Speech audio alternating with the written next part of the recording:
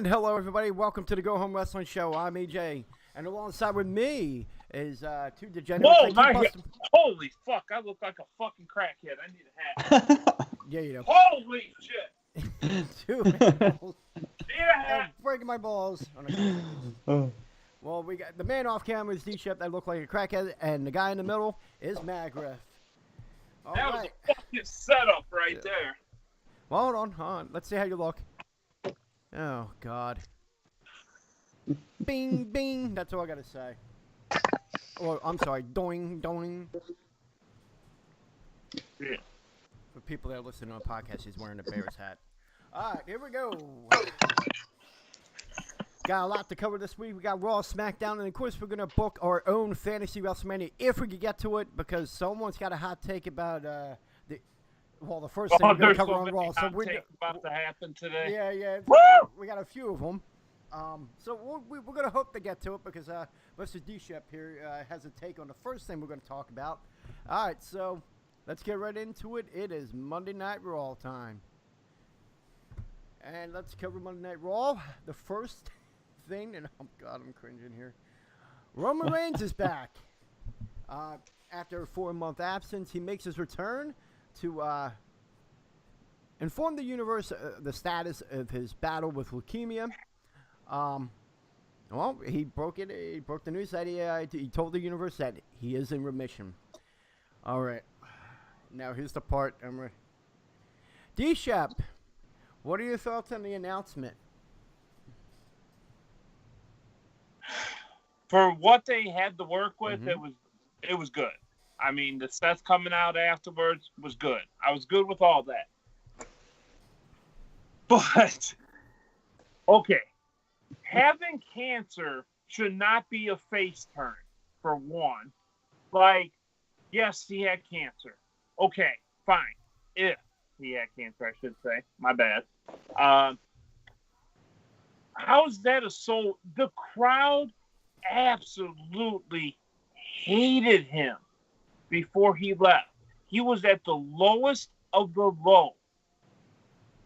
And how does having leukemia all of a sudden turn him into a beloved figure? People have cancer every day, and they're still assholes. When you're an asshole before, you're an asshole after cancer, 9 times out of 10. Yeah. Well, my problem is, every time a big-name wrestler, I don't care if it's a real injury, I don't care if it's a real cancer, or I don't care even if they shade the truth, which we don't know if they shaded the truth on this. We'll never know. There's only a few people that will ever really know. But every time a wrestler goes away for 4 to 6 months, they do a movie. And we can joke around, like you said, you made your point about him not losing hair. I get that. Okay, he didn't lose any hair. But he could not have possibly been physically strong enough going through whatever he was going through for treatment to go film a fucking movie. It's one thing to keep your hair. I can go with you on that for a second. But to keep your hair and be able to physically perform your own stunts in a movie together is what doesn't make sense. Now, if he was just doing one and the other happened, I'd be okay with it, because then at least you can kind of say, well, he fought through it. He had this going on. He lost this. He lost that. Okay, then.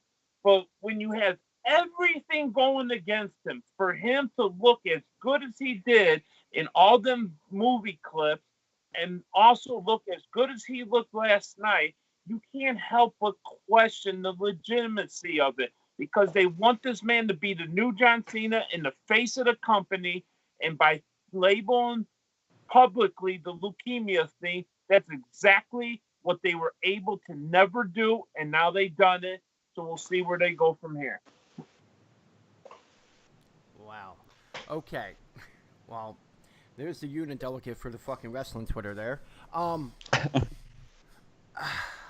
Okay, I get what you're saying as far as it does seem a little weird. The speculation is whether or not, like, if he was really sick, and because this is a way to get him over, because sympathetic, but you're gonna like the man more than the wrestler, and no one booed him Monday night.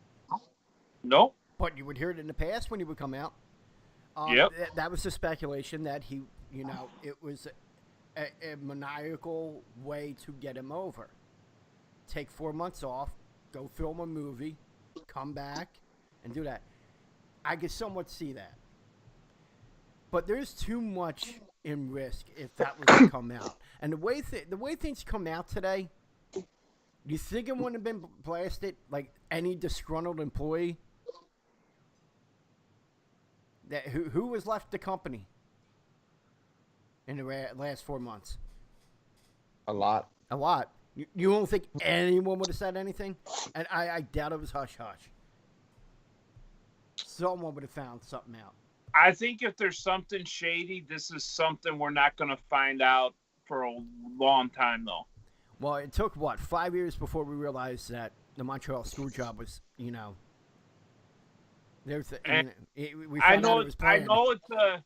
know it's a different sport, and there was a lot other circumstances that played into it. But look how long we thought Lance Armstrong was a god, and look what happened there. I know, but no, I'm just saying this is not something. I agree, you'd like to think about it with a good heart that everything was on the up and up, and I get that. Mm-hmm. But because of that, unfortunately, if there is something shady going on in the background, it's because of that open heart that we won't find out anytime soon. But I'm hopeful too. I'm not trying to be a total dick about it and call him an outright liar. I am hopeful. That's where I'm at, though. Okay. I'm hopeful. Okay. Well, I felt the same way because there is that weird thing, like 4 months, But it depends if they caught it early. There's some factors there. But the other thing is that he's in remission. He may not be in a full match until WrestleMania, which is 6 weeks away. Let's also be real. The timing of the comeback, 4 months is bad enough, but he just happens to be ready just in time for WrestleMania. Yeah. I don't know, man. I know a lot of people think it's a complete farce, but the fact that they do work with kids, Make-A-Wish and all, Vince wants to be up in the mainstream. He wants to be covered by ESPN. He wants to be covered by CBS. Yeah. He loves the fact that they're covering. Look how much of a god Roman Reigns is going to Make-A-Wish now. He's going to obliterate whatever John Cena did in the past. Yeah. He's going to obliterate it. Well, that's if that was to come out that it was a complete fake, like it wasn't, it would destroy him. It would hurt Vince in the mainstream. It'll be the bullet. Yeah. It'll be the magic bullet. Yeah. So I don't know if they're willing to risk all that, especially in the age of the internet. That could get out there pretty quick. One mouth saying just one person saying something, and it would spread. And before you know it, WWE is fucked in every way. ESPN won't cover them. None of the mainstream media will cover them because to them it's like, okay, that was just a wrestling angle. So they're never going to take anything they do seriously again. So that's my take on that part. What network did they just sign a deal with? Fox. Not a chance that this is a false story because they're going to end up losing that deal. Yeah, that would really fuck them. That's the only way I can go with it. I know Vince has some way out there storylines he's put together in the past and stuff that's been rejected. I can't see them doing this one. Yeah. I hope it's not true, but we'll wait and see. Yeah, I'm with you on that one. All right. Well, you kind of answered my other question because you basically, Dshep, you basically said what everyone on social media and the Dirt Sheet writers have been writing about this.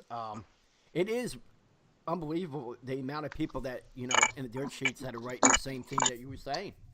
It's all because of timing, though. The length of that he was away is questionable. The timing of him coming back is questionable.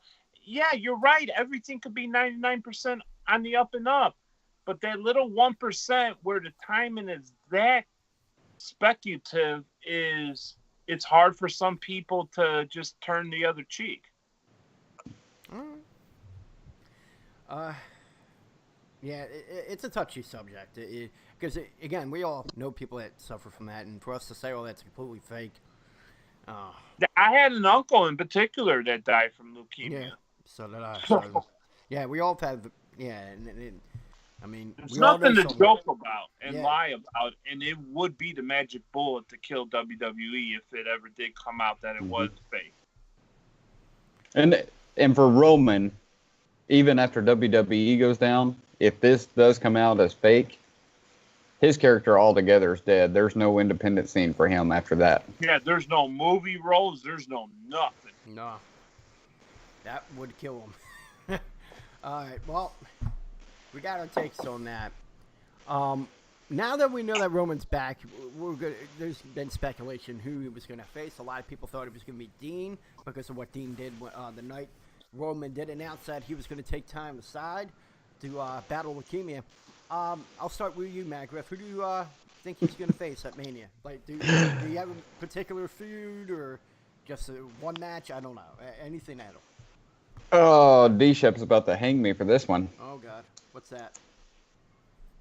I want to see him in a triple threat with Lesnar and Rollins, where Reigns finally turns heel against Rollins and embraces the character he should have been this entire time.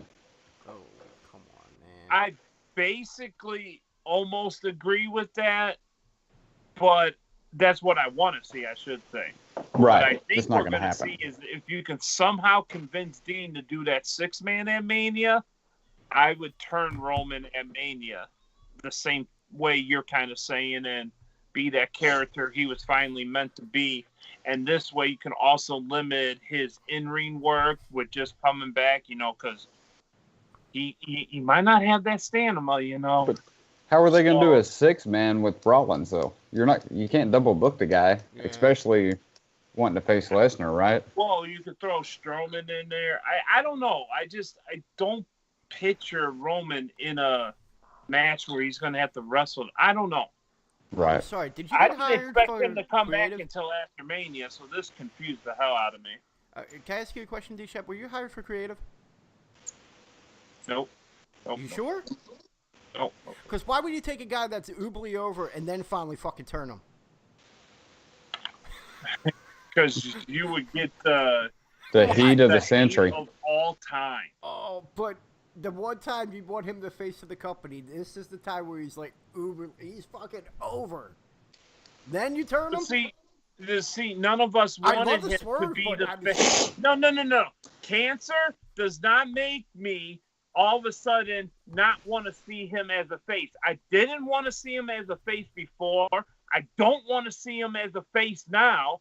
I want to see that monster heel. It's what I've always wanted to see. And cancer should not play a role in that. Well, but it can, though. It can, yeah. They can actually feed into that storyline. Yeah. I'm talking about just purely from a one standpoint. I want the man as a heel. I want that, you want that, but this is their opportunity. And like you said, you can play into that storyline. It works. Real life brought in the storyline makes it all better. And the fact that the guy is not getting booed when he's coming out, would fade over time? Maybe, maybe not. But he's over right now. That would be dumb for them. For years, they've been working to get this guy over. Now they finally got him over. All right, let's turn him heel. If he takes the but he would get over title off even more. Anybody but Lesnar, he will be booed instantly. Yes. Even if it's face versus face, him against Seth, or even if he takes it over a heel like Drew McIntyre, the moment Roman Reigns takes the title from anybody not named Lesnar, he's going to get booed. He's going to go right back to that. And we're going to be right back to where we started from. Well, there's been speculation that he was thinking of pairing him up with John Cena if Dean was going to. Yeah, that was the thing that they were thinking of going with. But fucking kill him. Bless you. My thing is, if it was me and if Dean was, willing to do it, I would want him to go with Dean. If it was me. If I was in creative, I would do that. There's the story right there. You could feed off of what happened with Roman with the 4 months. You could go off what Dean did the night he announced. There's a story there. I would go with Dean.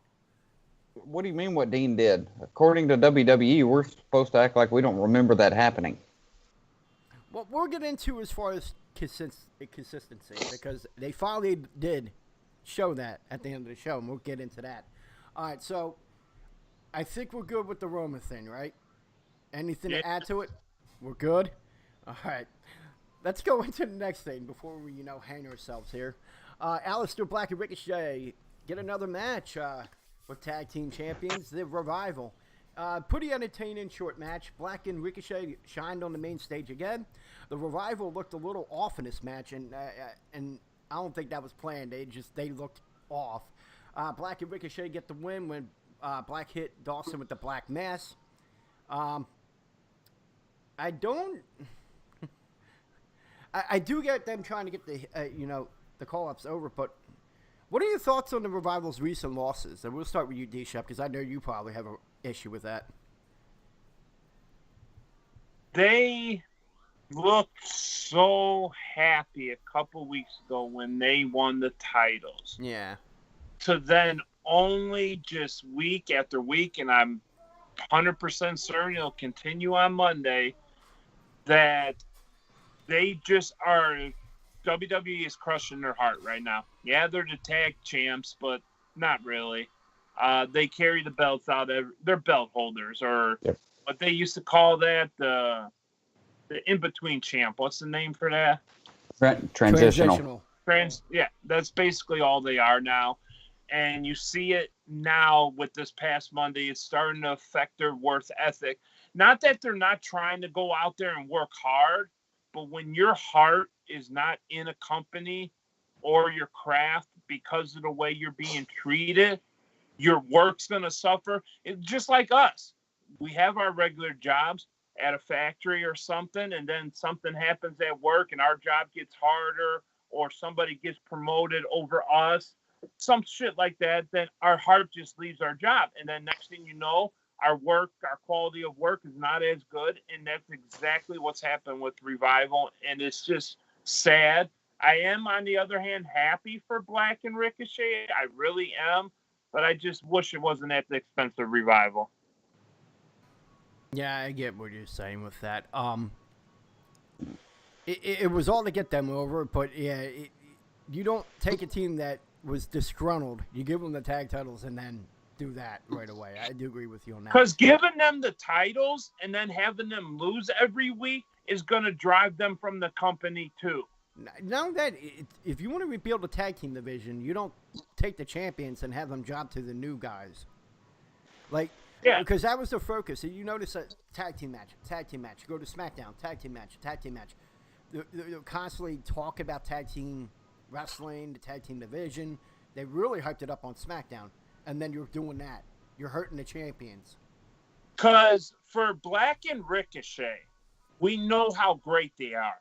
They could have got just as much pop by going out there and beating Ascension, for crying out loud. Because at the end of the day, we know they're going to deliver. So they didn't gain any extra stock by doing it to the Revival, because we all know what's going on with Revival. If Revival was on the top of their game and they hadn't lost a match in 3 months, and then all of a sudden Ricochet and Black came out there and beat them, then you could go, whoa.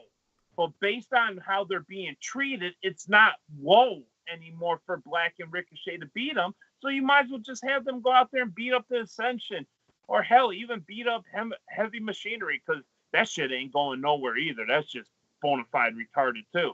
So or they could go out and beat up B-Team. I mean, there's so many teams that they could have got the same value out of, because quite frankly, even though Revival are the champs, they're right there with B-Team, Ascension, and everybody else now, and it's fucking sad. I agree with you on this one. Actually, would debate you on something, so I'm actually on your side. Do you have anything to follow up with that, Matt? I'm going to leave the Revival thing alone, because I agree with Dshep 100% on that. He's on point. My problem is on the opposite side with the NXT guys. Dshep made the point that you can put them against anybody, which is true, and you're going to get the same reaction. But what's the story here? I mean, why are we putting two stars on individually. That's another problem, yeah. Why are we putting them as a team and going out there? If you want to have them as allies and come out and be each other's managers, et cetera, I'm good with that. Or the occasional run-in even. Right, something like that. But where's this story even going? You're bouncing them from show to show and throwing them up as a tag team.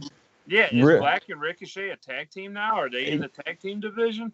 They've had that's the whole problem. Tag matches now? Yeah, that's a weird. Yeah, it is a little weird with that. And honestly, you're hurting both their credibilities as single superstars to be credible when that finally does go down. You know, as crazy as it is, there's just not enough time for all these guys. Right. Yeah, you could have, let's say, you know, a Ricochet match against half the Revival, and then you could have a Black match against the other Revival guy. The problem is with them two matches, that's probably with commercial breaks included, it's going to take up a half-hour time slot. And with throwing them in a tag match, it's only going to take up about 15, 20 minutes. So you're saving time, but these guys as individuals are suffering because of it. All right. Well, yeah, I get what you're saying with the whole timing thing.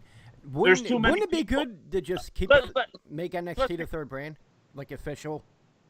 Yes, but we need to cut out the bullshit segment. Enough with this goddamn moment of bliss for one. Enough with this goddamn Elias being interrupted every week. That takes up 10, 15 minutes. Yeah. And then the Ascension and Heavy Machinery bullshit thing, that was like another 10 minutes. Then you have a couple minutes from the Lacey Evans dumbass shit. This could get these guys in their one-on-one matches for 15, 20 minutes. But no, instead they're going to have 5, 10-minute tag matches that nobody wants to see because we're doing dumb segments. I get what you say with that, but that's what I was talking about when I did that little pop-up show earlier this week was the whole freaking filler crap they do. You got a 3-hour show and you're throwing in filler. That's why we can't have a Black or Ricochet singles run, is because of all those BS segments. Yeah, I don't get that. Hopefully Bruce Pritchard does something to get rid of that. And I got a feud I would like to see. I'm being sarcastic there. You know, with Corbin, everything he's done for these faces this past year, because he's had a hell of a run as a heel. Yeah. Give me Ricochet or Black, preferably Ricochet, in a Corbin feud. Why not Black? I said Ricochet or Black, but I prefer Ricochet. Yeah, that's what I'm saying. Because I think Ricochet's your more long-term star than Black is. I think Black's your short-term star. Okay. The one thing, though, is, like, we're talking about, like, why did they bring them up and how they're using them, but where do you see all these 4 call-ups? Like, do you see DIY a tag team, an official tag team? Do you see Black? Yes. So where do you see them, SmackDown or Raw? DIY, Raw, eventually I would say Ricochet and Black on SmackDown. Really? I think the opposite. What do you think? Yeah, I got it backwards there. I'm saying DIY should go to SmackDown to be the guys that take titles off the Usos and give us credible tag team division as they move over to Fox. Yeah. Great one said, Dshep wants Raw to be a glorified house show. What do you mean? Like, because it's mainly wrestling matches? Well, it's a wrestling show. Yeah, you can have some segments, but the ones they use, it doesn't build to anything. Back then, when they had the Brother Love show or Piper's Pit or anything, it built to a storyline. It was used to build on a storyline. Interrupting Elias does nothing. Yeah, or the highlight reel. Let me throw with another Jericho. guy out there that's getting butt-fucked with all these segments, and it's sad because he's absolutely phenomenal, and that's Ethan Carter. You know, you're giving me a shitty segment for a shitty tag team like Heavy Machinery that aren't going to fucking go nowhere, when instead I could have a 5-minute Ethan Carter squash match against Kurt Hawkins or Zack Ryder or anybody else and build up Ethan Carter. He has the look, he has the talent, but instead we have more bullshit segments. That's terrible. Where is Ethan Carter? Hold on, can you do that again? Just say terrible. That's so terrible. He sounds like fucking Barkley. I'm thinking Charles Barkley when it says that. I'm sorry. No, I like Barkley. That's the where man. I got that from, so I'm good with that. Yeah, he was a god here in Philly when at the time he was here, even after. All right. I just wanted to see what you guys' taste was like, where you would see the call-ups by the end of the year. I see DIY on SmackDown. I actually could possibly see them challenging the Usos for the titles at Mania. I mean, it would be a good thing to get them. They don't even have to win. Just being in the spotlight like that, putting on a good match, could help them. You don't always have to win. And I see Black and Ricochet on Raw. Black, obviously, that would be a good feud with Baron Corbin. That's a good idea. I actually could see that. And it would help Baron Corbin because he's starting to fall a little bit. The reason I went with Ricochet over Black in my personal want is because you can kind of continue that same small guy thing that Corbin was doing with Balor. I could see that too. So, okay, that's a good. Wow, look at him. It would be an easy transition. No, that's. I could go with that. All right. Damn, you changed my opinion twice. Last week you got me wanting that triple threat now. But I don't know if we will get that. We'll cover SmackDown later, and we'll get into that. All right. Let's go on to the next thing. Later on that night, the story of the triple threat starts a new chapter. During the match of Ronda and Natalya going up against Riot Squad, Becky came out of the crowd and attacked every woman in sight, even security. She was arrested and taken Why'd out. she start out attacking Natty? I don't understand. We'll get into that. She was arrested and taken out of the arena. Oh, Ronda, yeah. obviously frustrated, came back down the ramp and went off on the McMahon family. She demanded them to reinstate Becky. Stephanie came out to the ring to confront Rousey. She really expressed her desire to face Becky at Lynch at Mania. She presented a good pitch by saying that this could add to Stephanie's legacy. She would also want, this is what she wanted and what the fans want. Of course, Stephanie said it was a hard no. And then Ronda finally said if she can't face who's the rightful contender for the title, but the chosen ones, then she doesn't want to be champion. She called the title a gaudy accessory and laid it on the feet of Stephanie and walked out of the ring. It was an interesting build, but I have to give Ronda credit here. I'll start with you, Matt. What did you think of the segment? Oh, where to start on this one? Ooh, no one's liking this one. All right. As for the Becky side, and it was kind of the same thing last week, the way she handled it, I'm a fan of it. It was kind of weird. I mean, it was just a weird spot for it. Mm-hmm. But everything she's doing right now is just, it's on fire. So I'm good with that. I understand why they're doing it that way. No problem. Then we get to Ronda. Mm-hmm. And this one just pisses me off. I understand what they were trying to do, but the fact of the matter is, you're finally making titles relevant again, and then we're going to book crap like the Revival or like Ronda laying a title down, making it seem like it's nothing. Really? You're just devaluing the title altogether. It's a joke. That And just you're pissed me off. devaluing at the same time any hope they ever had about this women's match being the main event.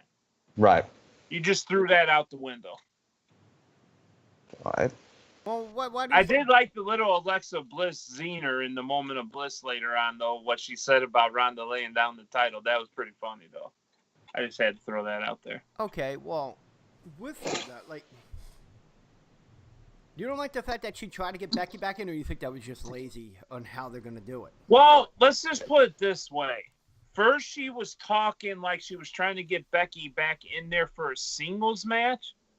And then halfway through that promo, it changed into getting Becky in there for a triple threat.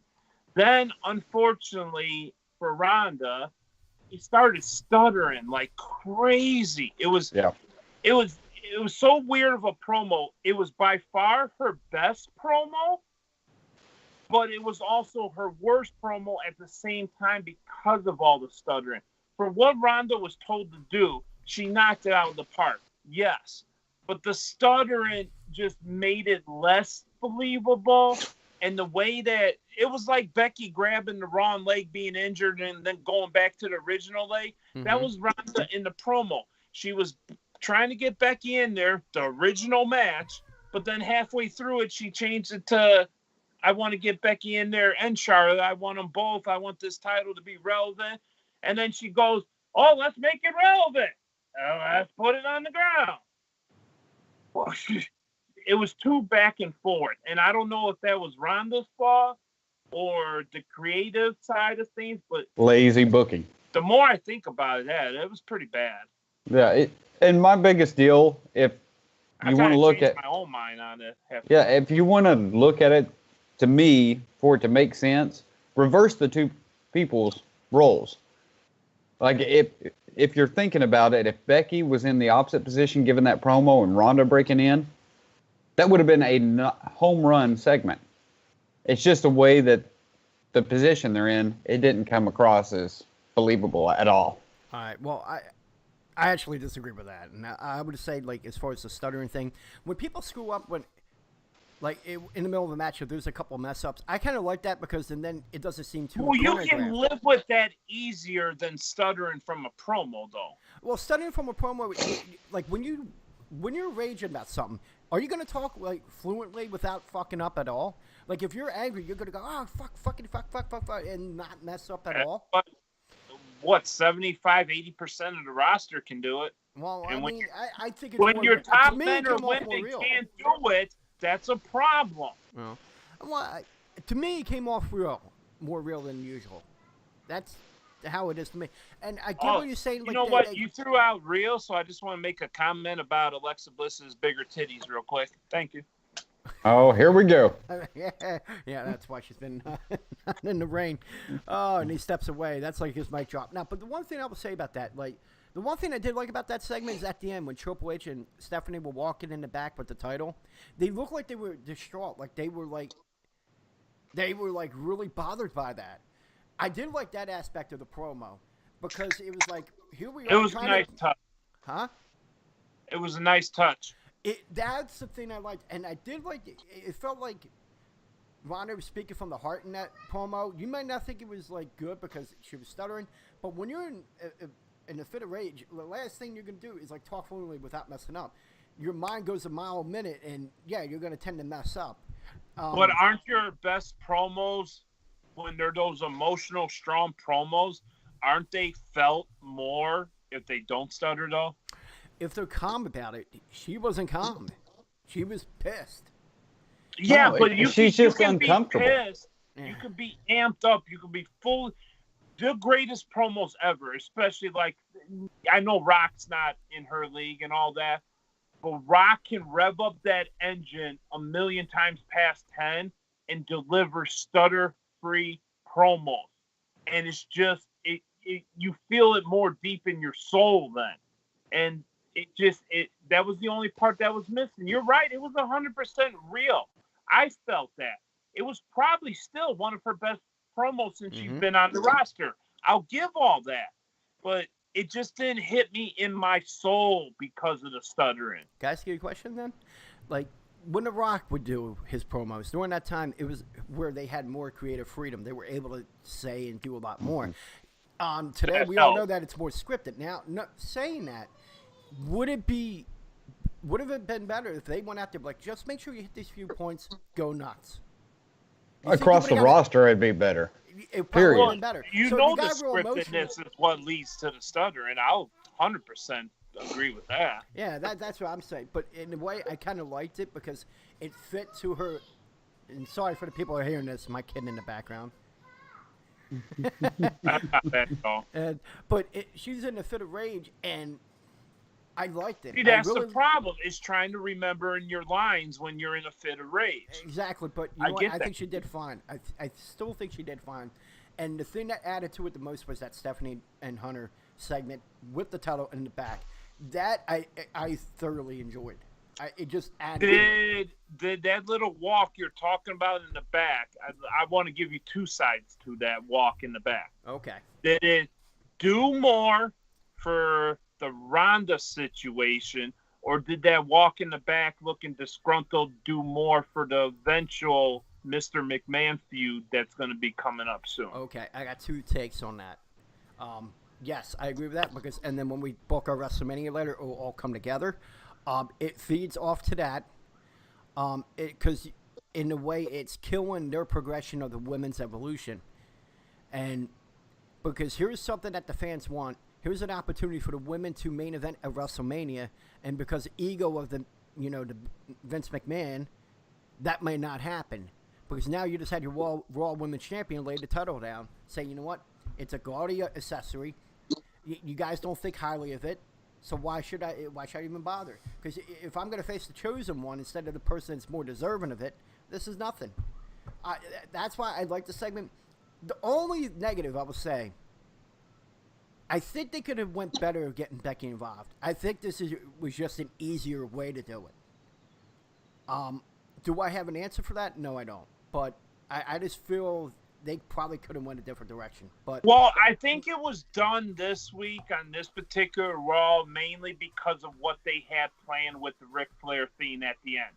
I think going into Raw, we all assumed that the Becky Charlotte theme was going to happen during the Ric Flair celebration. yeah. So I think because of what they were planning to do, I think is why the Becky stuff got shifted around the way it did. Mm-hmm. And for what they had to kind of go with based on that amazing surprise at the end. Mm-hmm. I don't think there's much more they could have done differently with Becky on this. Right. I just would have liked Charlotte out there in some capacity, maybe.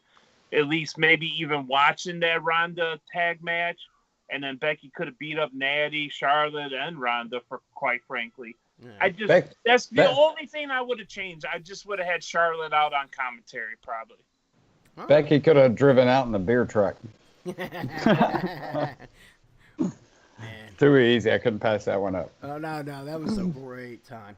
All right, so do you guys have anything to add to this before we go on to the last thing we're going to cover on Raw? No. Nope. Okay. I'm good. All right, let's go into the last thing we want to cover on Monday Night Raw. Of course, that was the end. At the end of the show, they celebrate the 70th birthday of the Nature Boy. Woo! They introduced a few people close to Rick, such as Shawn Michaels, Kurt Angle, and Sting to come out. Triple H made a great speech honoring his friend. They cut to a great video package made for Ric Flair. Then after the video, Triple H introduced the man of the hour to come down to the ring. His music hit, and Ric Flair did not come out. Out of nowhere, they show live footage of the back where we see Batista pulling a cameraman to get into position and record him pulling out at beating Ric Flair. After pulling Rick, Batista looks into the camera and asks Hunter if he had his attention now. Triple H, of course, ran into the back to tend to Ric Flair, and that was the end of the show. I got my take on it. We're going to start with you, Mad. What did you think of that final segment on Raw? I mean, it's just... What? I get what they're trying to do. I'm shocked, too. I enjoy everything with Ric Flair, but just the way they went about Batista attacking him, and to me, that just felt strange. I think they should have redone that a little bit, let Flair come out, then Batista comes out and attacks them all. But it was all right. I understand where they're going with it. It's not the worst thing they've done by any means. So it's one of those just programs for me. All right. I'm surprised. Dshep, I'm speechless. Dshep, we might actually agree on something here. What do you got? Because we're obviously you gonna have the same take as me. I thought this was the best closing segment I've seen in a real long time. I fucking loved it. The only thing I will agree with Madgriff on is I think it could have been delivered much better had Batista came out as part of the birthday party and then like did a cheap shot against somebody or multiple people. I will give you that, but I'm going mainly from shock factor. Thank you. That's what I was going to say. Nobody on God's green earth predicted Batista to take out Flair. I agree with all thought it was going to be Becky Lynch. She was going to sneak back into the building, beat up Flair. Then Charlotte would have ran back. There would have been some kind. That's when I thought the arresting angle would have actually happened. But the setup for Batista and Triple H, perfect execution, because it made me want to see that match. And at the end of the day, that's what it's about. Yeah, okay, Batista, not the most beloved guy, but him returning as a monster heel. Based off that Smackdown shit last year, I thought for sure he was going to come back as a face. We all thought that again. and that would have been a gigantic mistake. So this, you bring him back as a heel, you're building up Triple H and Steph to eventually be faces against Mr. McMahon anyway. So I'm good with it. Okay. I loved it. All right, so I'm with you on that. It was a great way to end the show. It was a complete swerve. I get what you're saying, that if you could attack people in the ring, that would have been huge. But I think it was better doing it this way. It was reported earlier today in the dirt sheets that he was there, and everyone assumed that it was just to be a part of the festivities. That's what I thought too. Yeah. But to see what happened, it completely threw me off. I was like, I actually stood up and said, "Holy shit! I can't believe this is happening." I was stunned, and it was a great way to end the show. A great start to a feud, because you know it's going to end up at Mania. But I feel there's going to be more added to it. And we'll get into that when we cover our predictions for WrestleMania, or our fantasy booking with that. So I'll go further with that later. But overall, I think they did what they needed to do. It was a shock value. And for people that were complaining on Twitter and social media, like, and the websites about, oh, they should have still had Rick come out. No, that was the point. People were expecting that. Batista interrupted and made sure that didn't happen. That got him some heat right there. You're attacking a beloved figure like Ric Flair. That got him some heat. Oh, go ahead. No, I'm sorry to cut you off. Oh, and go ahead. Out of nowhere, the one guy you wouldn't expect to be a face in this situation is Triple H. And again, that plays into what I'm going to talk about later on in the show. I'm sorry. You had a point. Go ahead, buddy. No. It's not a point for what we've seen on TV. Okay. But for everybody to act like that about Flair not coming out, let's be real. They were all partying up after Raw went off the air. Batista idolizes Ric Flair. So let's not act like Ric Flair still did not get his birthday celebration. He got that in the back. We just didn't see it on TV. Maybe we'll actually see it someday in some kind of backstage thing. But let's not act like Ric Flair got cheated out of his birthday celebration. They had one hell of a party, I'm sure. Oh, they had the red carpet thing and all. Now, there were some interviews that were from that red carpet on the website later on that night. I'm sure they did something in backstage, but yeah, I thought it was a perfect way to end it. I got it figured out now. What? Ric Flair had already started celebrating, and he was so hammered in the back, they knew they couldn't get him out, so that's why they booked it this way.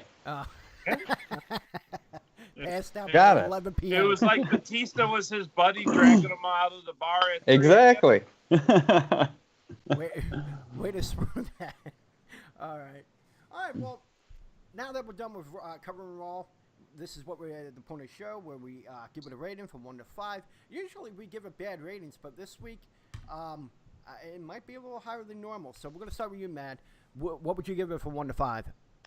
You hit it on point. I mean, it is going to be a little bit higher than normal, but there was still a bunch of bull crap in the middle. Yeah. Just fillers. But normally you hear me give it a 2, maybe a 2.5. This week I'll give it a 3.5.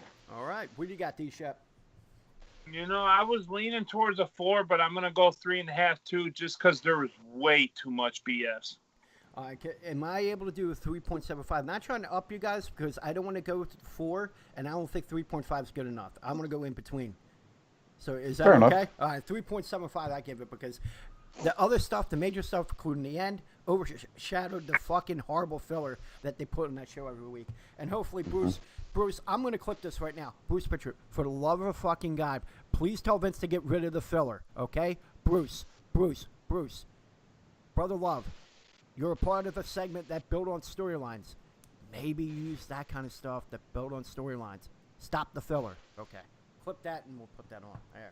All right. Let's go into the next show. Smackdown Live. Now it's time to get the guys' takes on Smackdown Live. You had a good run. I think we're going to have different takes on SmackDown tonight. Wow. What the can we ever see on the same page? All right. That's okay. Let's go right into it. They start off the show. Kofi's out. And Kevin Owens is in. Man, oh man. Way to start the show off. They start the show with the contract signing between Kofi Kingston and Daniel Bryan. Shane and Stephanie spoke about how deserving this opportunity was for Kofi Kingston. They talked about Kofi's accomplishments in the WWE and video packages. Finally, Kofi made it to the ring. After Kofi said what he had to say, they moved along to the side end of the contract. Bryan signed, and when Kofi was about to sign, they were interrupted by Vince McMahon. Vince said that he wants to present the WWE Universe the best possible product out there. Then he dropped the bomb that Kofi was being replaced by a returning Kevin Owens to face Daniel Bryan for the title at FastLane. Okay, we're going to start with you because, Dshep, I see a little anger there. So, how do you feel about the move for the title match at FastLane? I like it because of shock factor. So I'll give shock factor because I thought Owens with the video packages was going to be after Mania. I really did. But okay, then you look at the screenshots and pictures on Twitter later of how the contract said Kofi versus Bryan. So last time I checked, if I'm going to buy a car and there's somebody else's name on the contract and I sign it, it's not a valid contract, right? For one, that's just a little slip up that I happen to notice. But yeah, there was other things too. To bring back Owens as a heel, to then throw him into this title match right out the chute, I just didn't agree with who they chose. I would have much rather somebody else that I didn't really care about as much for this FastLane match.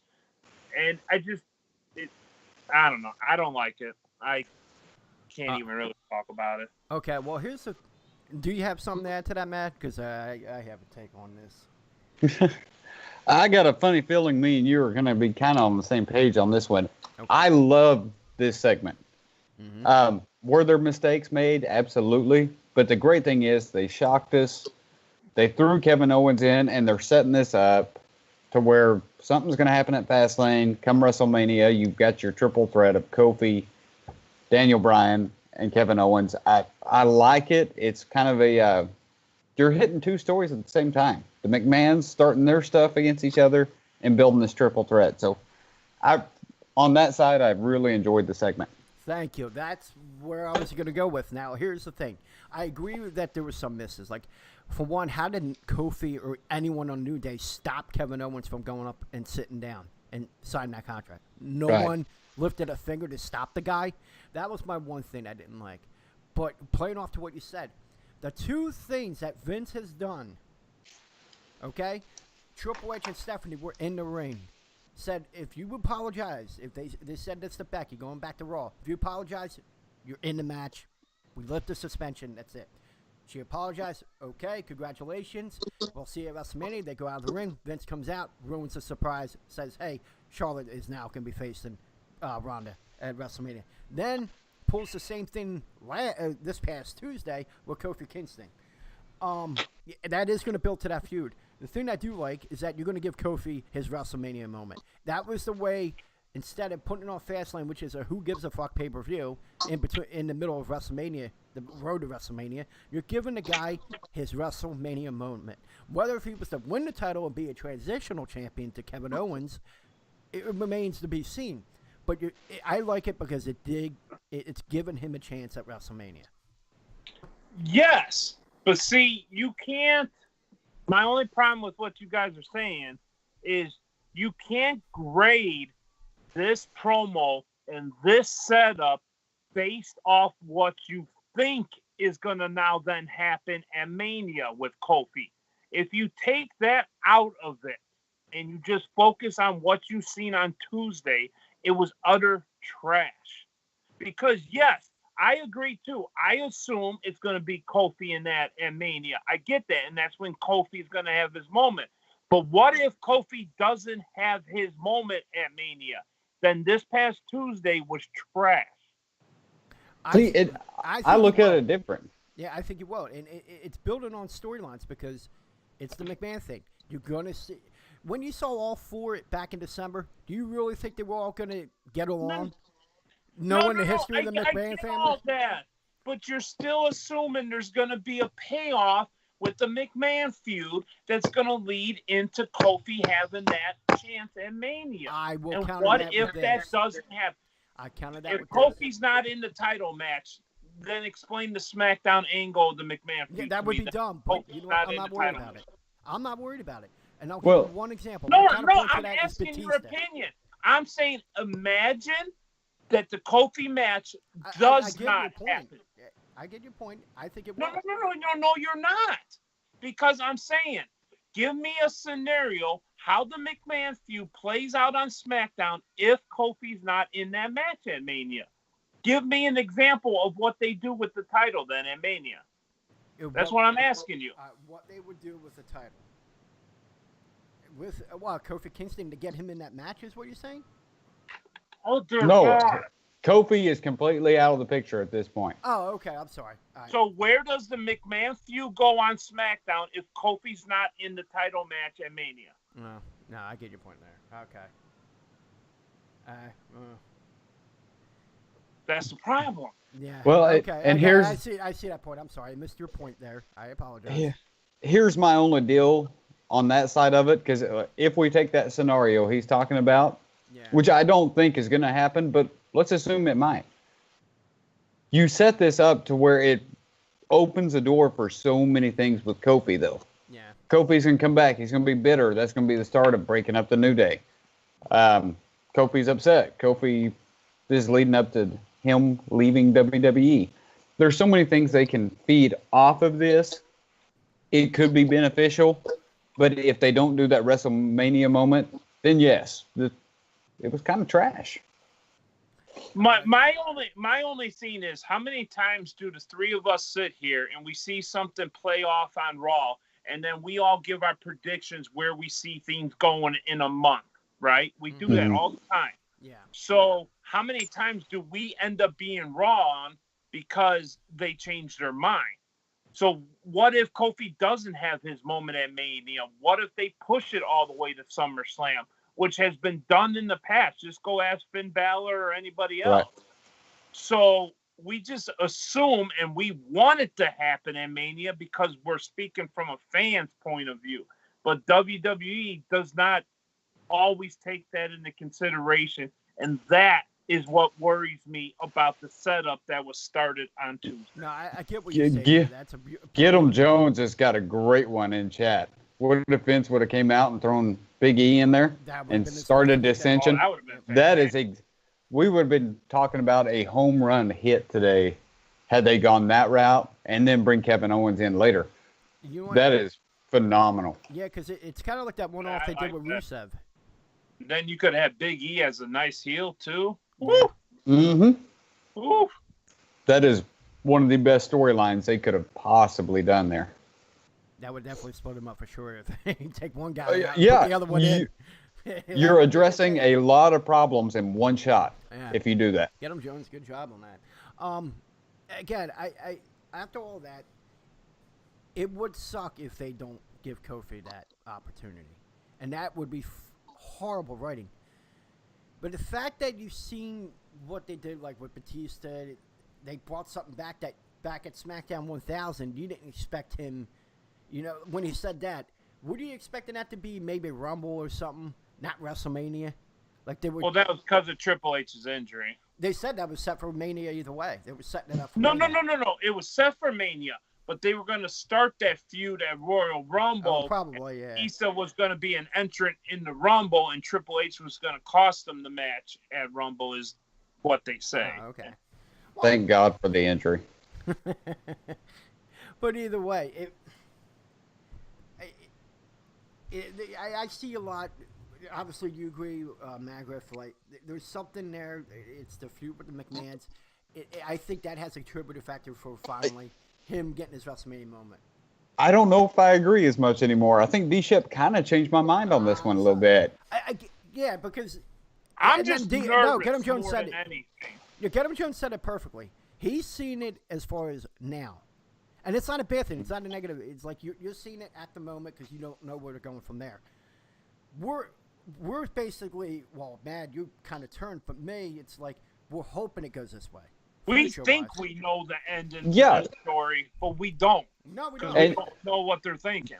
And at the same time, that man, I'm playing both sides of the fence here because that's It's that what it kind of does. story, though. It's Yeah, that kind it's- of segment. It gave you that shock factor that we technically don't know where they're going with it. So on that aspect, it was a great segment. But if the payoff isn't what we think it's going to be, whole different deal. I mean, you're going to look back at this and go, what the crap were they thinking? What if, here's a prime example. What if they turn in Kofi into the old Daniel Bryan that was just a B-plus player? And he had Spot to fight on. for a year to get a shot. I was actually thinking about that yesterday. That is spot on. That's exactly what they should do, and I do believe TV Kofi came is out best so one fucking for it. red hot, and then they did the B-plus player shit for like what, 6 months, a year before he finally got that shot at Mania, in that Yeah. where he. And would we believe in a year's time from now Kofi deserves a WrestleMania shot? Probably so. Right now, I think we can all agree we don't know if he's necessarily main event level yet. I still want him to have that opportunity. But if you build this for a year or even to SummerSlam, like Dshep was saying, this could be huge and you're going to have a bigger star on your hands than you thought you were going to have. Okay, I like that. But here's the thing: we gotta hope they're going to be consistent with the writing. I think it might. No, When's that ever happen? you're hoping for too much there. I don't know. I'm being optimistic. I think they'll be fine for now because they even hired a writer that they did a few indie promotions that were pretty good. And he was also ready for a paper too. So they got him and Bruce. I'm hoping. Well, and let's be real. What's that? How much at the end of the day can you buy into Kofi being in that main event at Mania when he was considered by WWE to be the substitute for Ali? Well, same thing with Freaking Austin. Ali. Well, no, it's basically like hiring a substitute teacher on full time to take over for the teacher that they substituted. No, on you're a right random- there. You're right there. But you know what? There's been opportunities that were created for wrestlers due to injury or being punished for, ruining kayfabe, Triple H. I mean, there was opportunities that were created by guys, that either screwed up or got injured. And this is another case of that. Well, we I all love your root angle, for maybe hold opportunity. it off for a We year. want this to happen. Well, you know what? It would not be a bad 12-month program. It would not be a bad 12-month program going into next year's WrestleMania. I love that idea. So you got me there. I love that angle of it. And would it be Ultimate next year, wherever the hell it's going to be? I don't even know what's going to be next year. I think it's going to be Tampa, they were saying. I believe it's Tampa. Yeah, that's what what I'm I'm hearing. Either way, whether it's New York, well, for a guy that's lived outside of Boston, do you really want to win it outside of New York? I mean, in New York? With the Boston, New York. But no, either way. 12-month program, I think that would be great for him. The build and the payoff would be a lot more. And, yeah, like you said, in that time, you would gain more sympathy for the fans like they did with Daniel Bryan. And it will make that match it would be more meaningful because it will probably be more of a main event as opposed to if they would do it this year, it'll probably be 4th or 5th match from last on the card. And here's the thing about this segment. First of all, Star-Lord, welcome to the stream. Yeah, welcome, Glad buddy. to see you in I'm here. Should be better, yeah. This segment, we're going back and forth, and especially me, I'm flip-flopping a lot here. But it's such a good segment because we're having this discussion right now. That's what's great about it. Mm-hmm. So it opened like I was talking about, the good thing about it, regardless of the WrestleMania side and that, it opened so many avenues on Kofi's side that they can go anywhere with him at this point. And then it gave us the clear-cut McMahon versus Helmsley feud that's coming. And yes, we're going to get into that later on with our WrestleMania predictions. Now, let's go into the next segment of the show. Are we all good? I think we're all good from there. Yeah. Right? There ain't really much to add on that. All right. And we'll see where they go from there. Hopefully, It's what Dshep said. He kind of sold me on that. All right, the Hardys are back. Oh, I'm gonna see that face. That Madgriff is happy.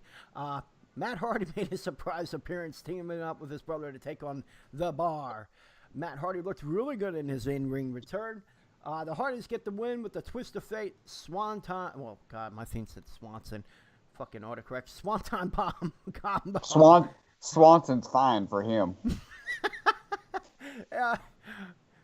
It was rumored that Matt Hardy's contract was up within the week. So, my question for you guys, I'll start you off with this. What did you think of the match? And secondly, was this the final match, maybe his in the company? Or are they going to try to do whatever it takes to keep him in the company and have the Hardys rebuild, like be a part of the rebuild of the tag team division? Oh, God. Did we ever think we would see the day that Matt Hardy was the more physically gifted of the two? No. But that's where we're at. Yep. Mm-hmm. And honestly, I think... And I'm okay with this if Jeff Hardy is used sparingly. Like for the big spots here and there, the flashy twist of fates, the swantons, the jumping off of this and that, that's like fine. Once every 5 years? If Matt Hardy ends up being the grunt horse of this team, I think is the only way this really works in the current state. But I'm okay with it. Just don't give me too much Jeff Hardy because his body, quite frankly, can't handle it anyway. Yeah, and let's see where this goes. I mean, it's just another tag team that can ride off into the sunset eventually when one of these new teams pick up steam. Kind of like how Dudley's had that final run a couple years ago, and they were around for, 6 months or so? A year maybe. Yeah. So have Hardy's be in that role for the next few months or whatever and see where it goes. And let Matt Hardy showcase what he can now do that he's physically healthy. Probably the best physically healthy Matt Hardy we've ever seen. Yeah. So let's see what he can do. And maybe this can branch off with him turning on Jeff and Jeff can ride off in the sunset. It could be a start of something for Matt Hardy. I'm excited for that. But the rest of it, I'm with Madgriff. I could live without Jeff Hardy. Okay, well, Get Him Jones, he says, I have a great idea for the Hardy Boys Impact Wrestling. Don't you ever speak ill will of Impact Wrestling. In some ways, the writing on there is 100 times better than WWE. If you would really watch the program, you could see that, okay? Don't you dare do that. Don't you ever dare put that on me, Ricky Bob. Fuck it, what's his name? Oh, here we go. I fucked the line up. Ricky Bobby.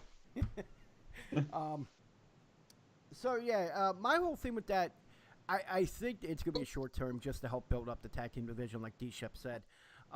Like when the Dudley Boys were to get New Day over, and then on their outs, they got the Ascension over when they attacked the Dudley Boys on their retirement speech. I think it's going to be something along the lines of that. I know, Madgriff, you're not going to like it, but talk about one of probably the top 25 tag teams of all time. They're in there, okay? No, I don't disagree with that. I think it would be good for them if they're out. One thing they always say about a veteran, while you're on top and while you're on your way out, lift your hand down and bring someone up with you. I think that's what they're going to do. On their way out, rebuild a division that's been tarnished for how long now? Almost 20 years? It hasn't been relevant in quite a long time. I think it'd be good for them to do if this eventually leads to Matt Hardy deleting Brother Nero, is that not the ending that most of us would want to see? I would like to see that, but in my opinion, though, as long as he's deleted. Eh? Oh, jeez. All right. I'm about to let loose on this one. Okay, well, if you want, go ahead, because we'll go on to the next segment, right? Yeah, go ahead.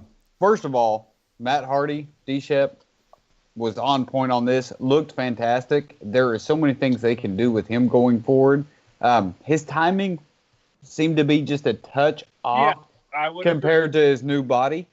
I think that's going to be something that he does work out. So big props to Matt Hardy getting ready and forcing WWE to pay more money. Let's call it what it is. Yeah. Aren't you excited as a fan just to see where Matt Hardy goes. Absolutely. I'm really excited, and there's so many options I never there. thought I'd be excited to see where Matt Hardy goes, though. I didn't either. On the flip side, you got the Bar. Poor Bar. Did anybody catch on Sheamus, though? He actually looked in better shape than he has in quite a while. He's losing the gun a little bit there.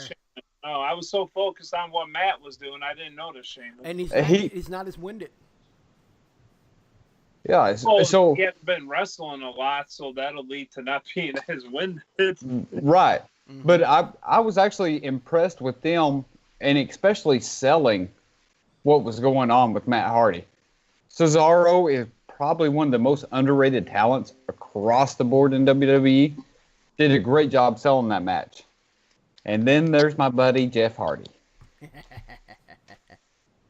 Jeff, I hope you tune into the show, and I hope you see this. For years, I was a huge fan of yours. It's time to hang it up, man. Too much of the stuff you were doing outside the wrestling ring has gotten to you. You're way out of step. Hang it up.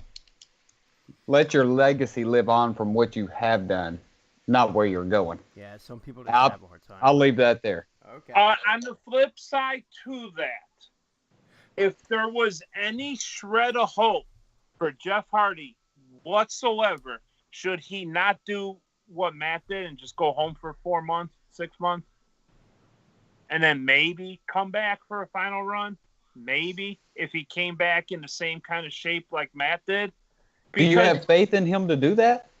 No. I have faith in him to do it. I don't have faith in him staying sober while he's sitting at home, because I think him continuously working like he was when him and Matt were doing the indies before they came back to WWE. I think when Jeff's working, you have the higher chance of Jeff staying sober. If Jeff is somehow able to go home for 6 months and stay sober and then come back, you could get a rejuvenated Jeff Hardy, kind of like what you got with Rey Mysterio. Because Rey Mysterio, at his age, they're pretty close, him and Jeff, I would think. And he went home for a long time, and then he started doing the indie stuff a little bit before he came back to WWE, and he's looked nothing but fantastic. If there's any shred of hope for Jeff Hardy, I would say after you have that payoff with this Hardy thing, go home for 6 months. Come back, maybe see if you got anything left, and kind of go from there. Kind of like where Matt's at now. All right, well, the great one said Sheamus has been battling a neck injury that could have possibly ended his career. I missed that little detail there. And, I did too. I know he has some kind of injury. I didn't know that, though. Yeah, I didn't read anything, but you know what? Yeah, I'll take it, man. Great one knows his stuff. Star-Lord said in chat, same thing for Undertaker, hanging up, man, we don't want you to get hurt. You're getting too old. I think at this point we have seen the last of him as far as in ring. Well, and there's, I'm glad they brought it up. There's the exact principle I'm trying to let Jeff know here. He's not the Undertaker. The Undertaker comes around once a year, and even though sometimes it's a little bit rough, he can still put on a show. He makes you believe the character. Mm-hmm. Jeff does not have that. Let's be real. If you're going to have two options, okay, you're going to give me, let's say, like last year's Mania, I forget a bullshit random match, but let's just use one from a past pay-per-view. Would you rather see a random Bobby Lashley versus Corbin match, or would you rather see a shitty Undertaker match against John Cena? You'd rather see the shitty Undertaker match over just some match that you don't care about. Right. That's the only thing I would say about Undertaker. But, EJ, what do you think about Jeff Hardy? If he goes away for a while, could it maybe lead to something? Or you think he's just dead altogether? At this point, I think he's done. I'm going to blow you guys' mind in the show. I think at well, this we point, all no, thought Matt Hardy was done a few months ago. Yeah, and he was hitting about that. But my thing is, I think it's time for them to both go, in my opinion. And I think it's going to happen. And I think what they're going to do is try to build a tag team division. I think it's going to be a short-term thing, like the Dudley Boys. That's why I'm with you on that, Dshep. It's just that's where I see it. I don't see it going anywhere else. I don't see them being the top tag team in the division. I don't see a tag title match or tag titles. You're right about DIY going to SmackDown. DIY putting the nail in the coffin to the Hardy Boys.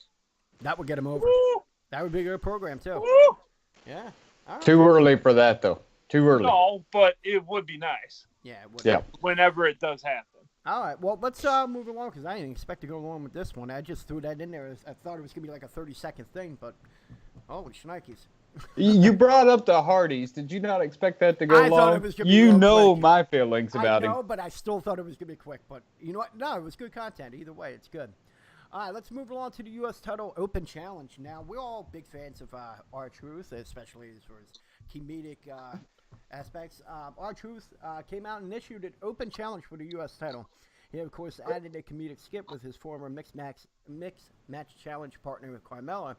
He said he's doing this in honor of John Cena, because he was a fan of him ever since he was a little boy, even though he's older than him. But that's the comedy part. That's the comedy part of him. Of course, Andrade answered the challenge. By then, out of nowhere, Rey Mysterio came out and ran in front of Andrade, got in the ring to answer the challenge. They kind of like that. Truth decided to give them both a shot at the title in a triple threat match. Truth played a third wheel to Andrade and Rey, and they're incredible back and forth. The champ escapes the triple threat with a victory when Rey nailed Andrade with a 619, and then Truth rolled up Rey for the win. One thing I will say this, and I'll ask the question. I was shocked by the response of the fans when he pulled off that victory. Because he got a victory over someone like Rey Mysterio, which is a huge fan favorite. I was shocked by the huge pop that R-Truth got. So we're going to start with you, Dshep. What did you think of the match? You know, the actual match itself may not have been the greatest match of all time. Yeah. By any imagination. I'd much rather continue to see Andrade and Rey in their single feud. But I can't say anything negative about R-Truth. He is the most beloved wrestler in all of WWE, in my opinion. And that's what the fans picked up on when you're talking about that pop he got at the end.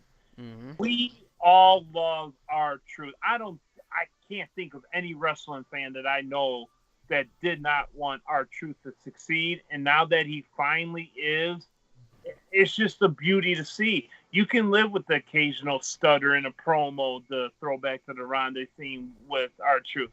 The dance break stuff, you got him out there dancing with a hot-ass young bitch. I mean, you're hitting on all cylinders with R-Truth, and quite honestly, next to Becky Lynch, R-Truth probably gets in the top 5 of pops right now in all WWE, and it's fantastic that such a legacy guy that's been around for so long can generate that kind of pop when he's been a mid-carder for so long, and now he's on that upper tier finally.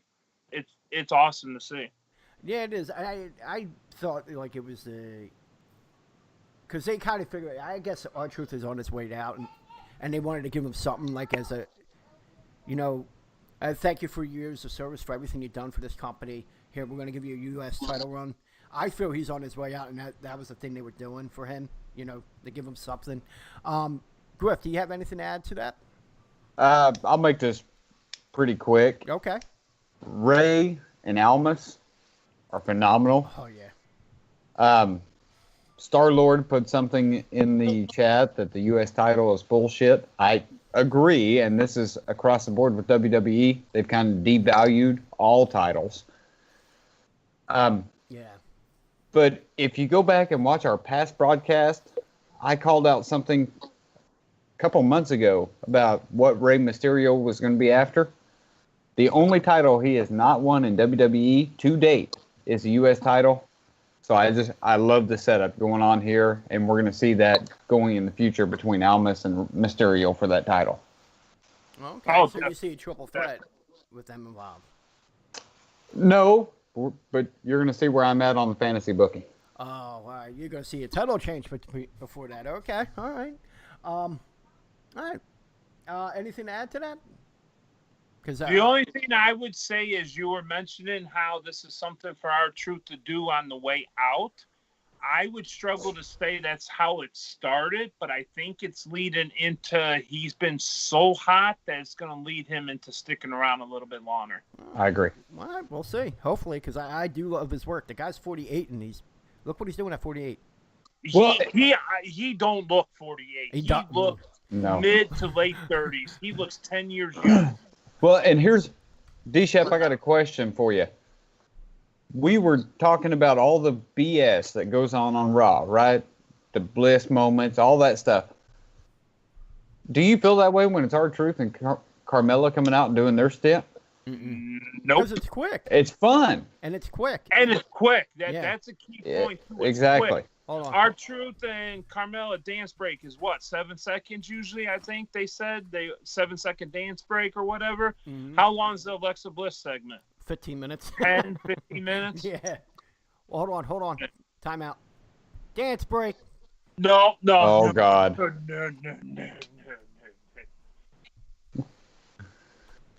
Sorry. All right, I'm done. You can watch that on stream. I think you're on a little bit of delay. Sorry. Oh, that's ridiculous. I got my Holy picture, crap. Sure. All right. The things you can't unsee. All right, let's move along to the next match. NXT call-ups Ricochet and Aleister Black take on Nakamura and Rusev, which we'll get into this because I have something on that.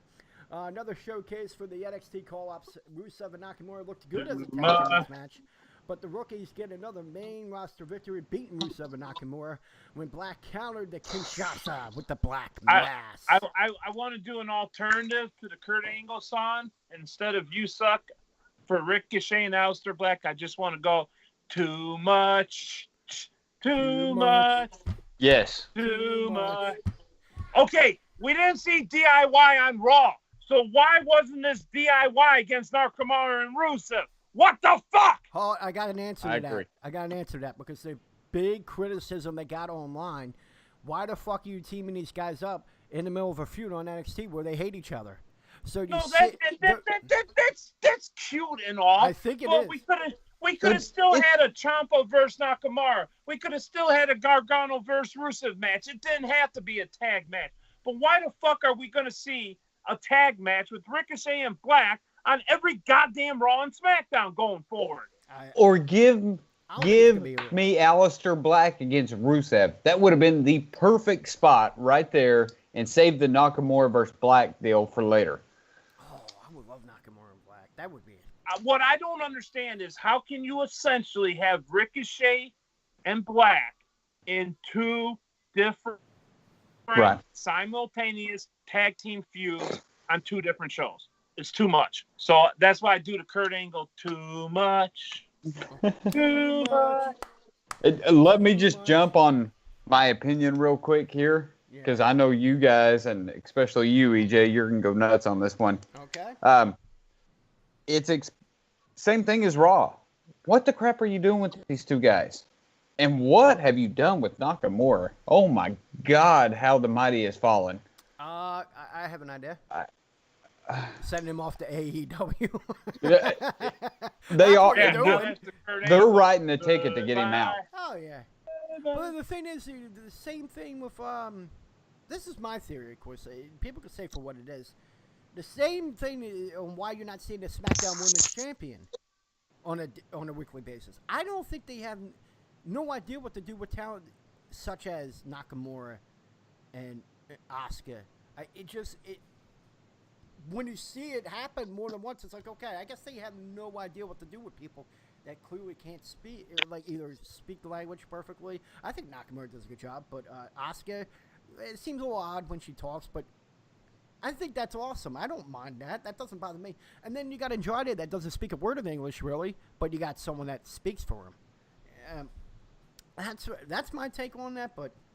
in my personal opinion, last take on this tag match for me is, as much as I love these four guys as individuals and how these four guys are bigger stars than what Asuka is, in this time slot that they were given for this tag match, I would have rather seen that time go to Asuka and whoever the fuck she's going to feud with. Right. Yeah, but instead they went on social media and like, hey, she's facing Mandy Rose. Doesn't this scream, we don't give a fuck about that side right now? All we're as far as women, they're focusing on the triple threat. Absolutely. Any kind of build to that whatsoever? Was there a backstage segment or anything? Nothing. Was there No. anything? Nothing. I agree with you. Like, this is where SmackDown was a shit. I understand that. But overall, I did think that match with Black and Ricochet, Nakamura, and Rusev was really good. As far as a wrestling match. Yeah, I'm thinking at this point, I'm with you. It might be a little too much. Give them their brand. The rumor is that they'll wait until Shake Up to finally assign them to a brand. Then why call them up? Holy because crap. ratings were down. Vince said 5 million for belts Well, NXT. rumor That is has what was it been that told. this NXT stuff is a test run to eventually have everybody appearing on every show. I hate that because they went to that back. Oh, that's the rumor. That's the rumor that there's not going to be brand split pretty soon. That would be awful. Because you're going to present the same talent on all the shows. They're not going to give the others an opportunity. Here's another side nugget for you. You know those new women tag titles? They're supposed to be defended on every show or whatever.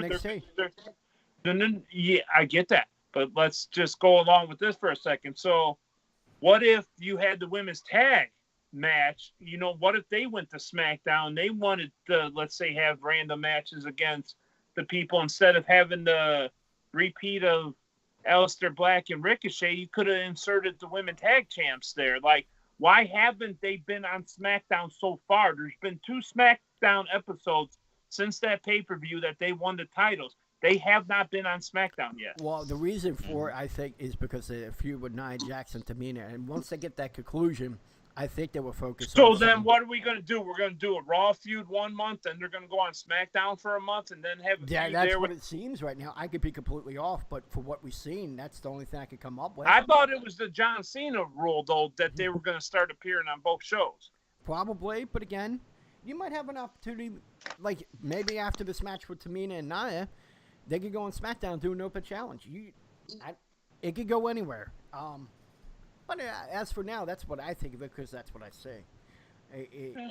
But no brand split. I just can't imagine that. I think it would just kill anyone else to have an opportunity because anyone that's like mid-card that's deserving will get overshadowed because they'll keep the same top guys on all shows. I hope they don't go that route. All right, let's go into the main event of the evening. Kofi Kingston and Kevin Owens going up against Rowan and Bryan. Great main event for an overall good show. I would say good. Kofi was in the match for the majority of the match. Rowan and Bryan cut the ring in half. After a long assault by the WWE Champion and Rowan, Kofi finally got the hot tag to Owens. After Owens went crazy on all of his opponents, he gets his first victory on his return night, hitting the stunner on the champion for the 1, 2, 3. That was the worst stunner I've ever seen in my life. Even the man it himself. was so slow and awkward. It was terrible. Yeah, wasn't Stone Cold's first one ever bad too? I remember the first one at Savio Vega. That was awful. But I see where they're going with it. They're trying because he is a quote-unquote face at this point. We always say, what do you do when you change heel or become a face? You change a lot of things. When has he ever used a stunner? I'm assuming Never. That's probably his new move. I'm sure there'll probably be a different look over time, and probably, well, you could keep the theme song. That could go either way. But I'll ask you right away, Madgriff, what'd you think of the match? I enjoyed this match, and there's a couple things to look at in this one. I'm not going to praise Daniel Bryan that much because Daniel Bryan is Daniel Bryan. Yep. We know what he is. He's amazing. Eric Rowan really showed out. Kofi Kingston proved why he's getting the hype around him that he is at the moment. And Kevin Owens, for a returning superstar from a double knee surgery, even though it was limited time in the ring, he did great. I mean, there's definitely some mess ups, and like Dshep said, the stunner was slow. It's going to have to be fixed over time. But I was impressed. with these guys coming back. Yeah, I was too. What's your take, Dshep? I loved every bit of this. I think, if you bring in the whole show as a whole, you really started Owens out as a heel. Then you started the face turn with the backstage segment, and then you full-fledged went with the face thing in the tag match itself. Oh, by the way, it was the best match on the card, too. Mm-hmm.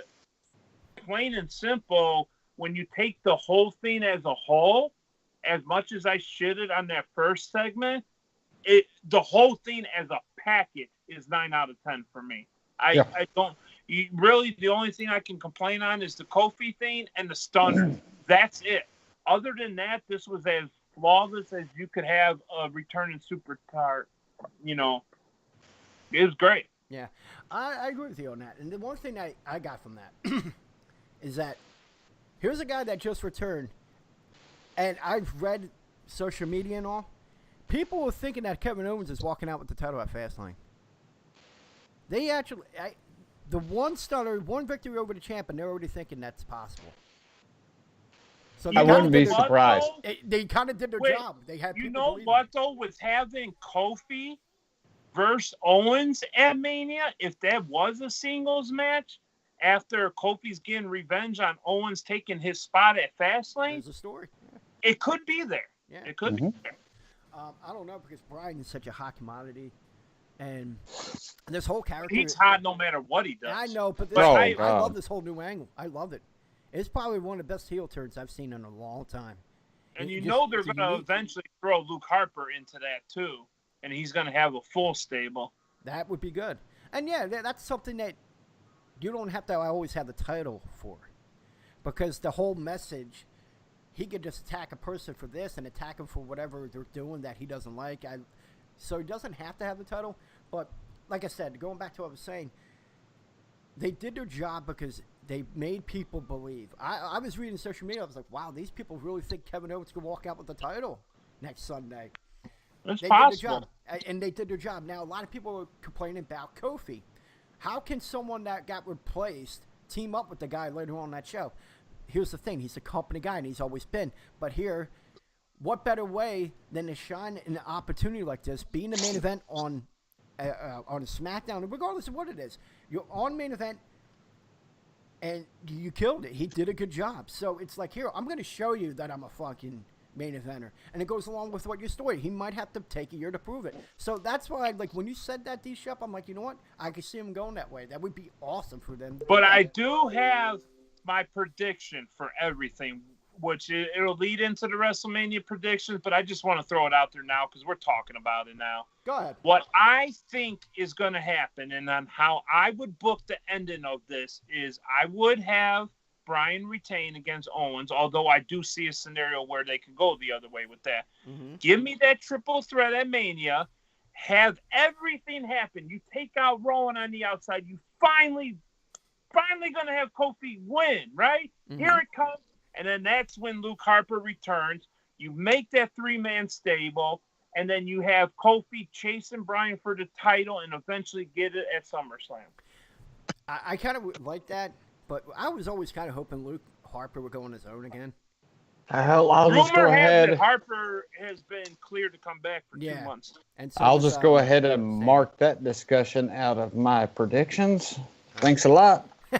I noticed he's edited a lot throughout the show.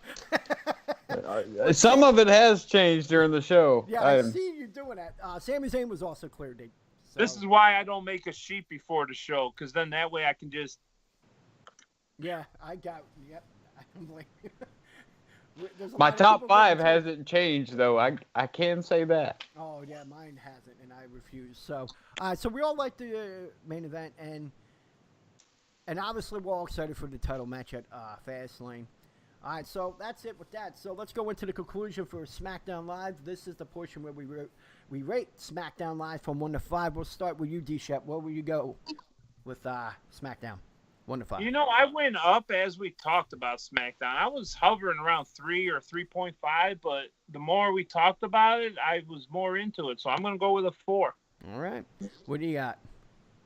I was right on pace with that. I enjoyed the show. outside of Jeff Hardy being on it. Oh, jeez. 4 for me. Okay. Well, you know what? We actually agree on something.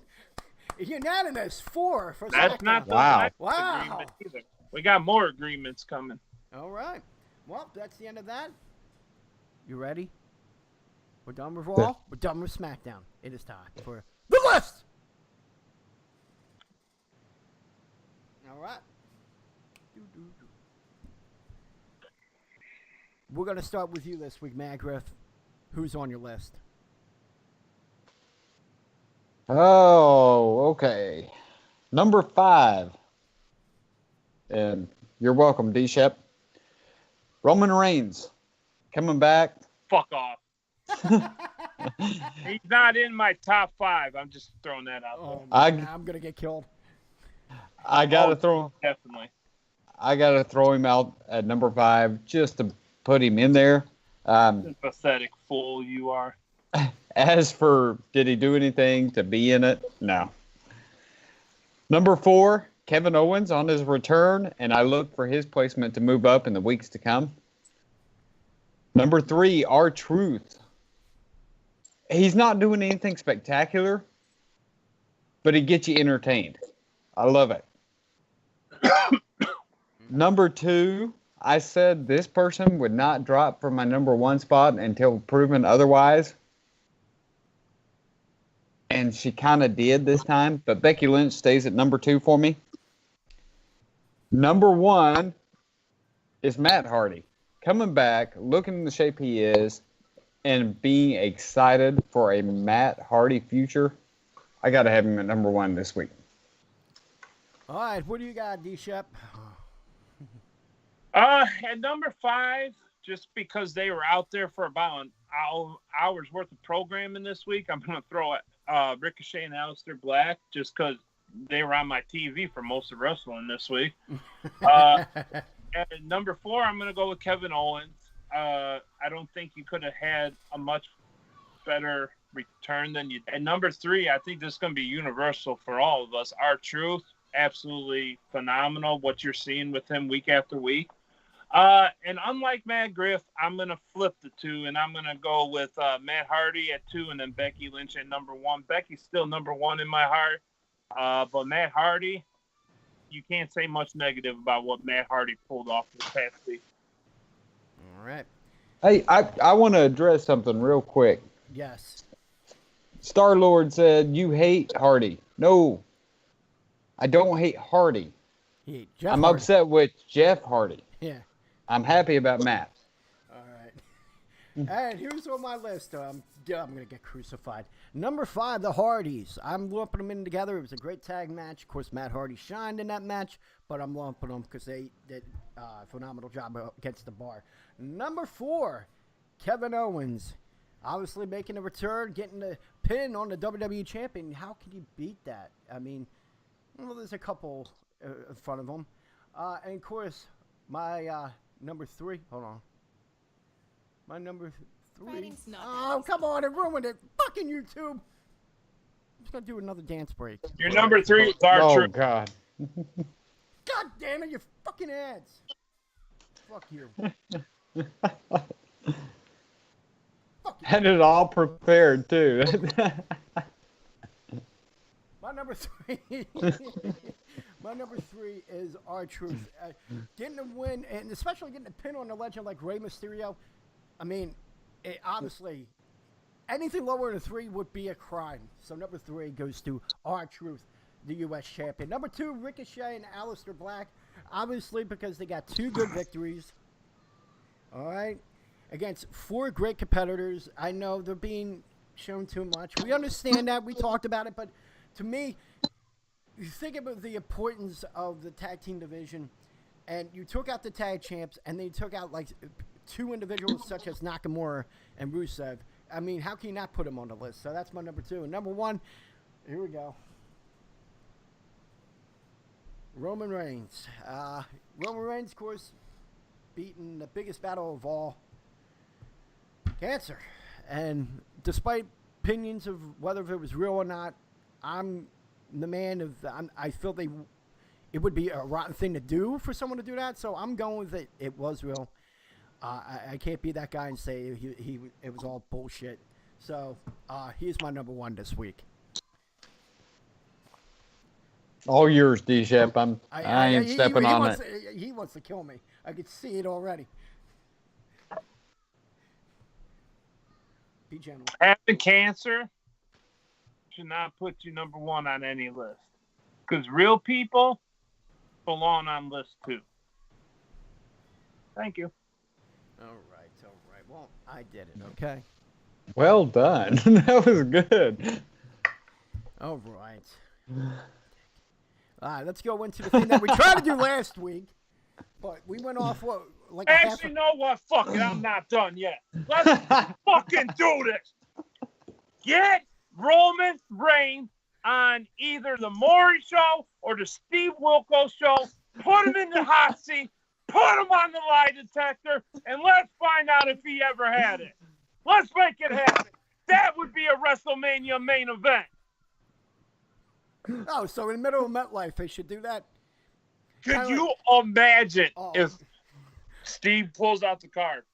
Answer the question of if Roman ever had cancer. He said yes.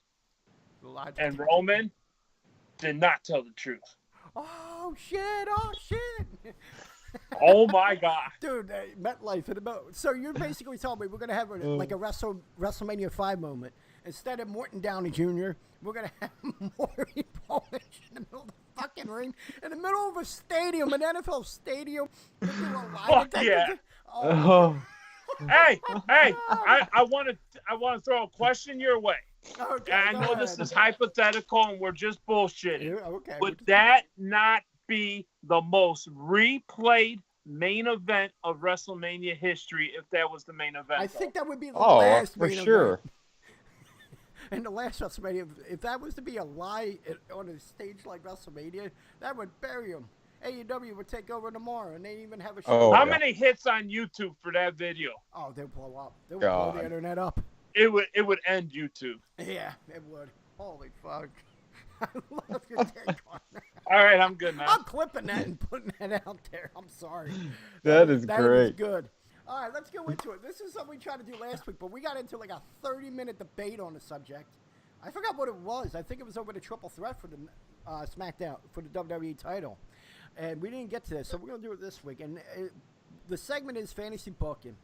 And what we're going to do is we're going to give the matches, and you can put your angles out there, how we get there and all.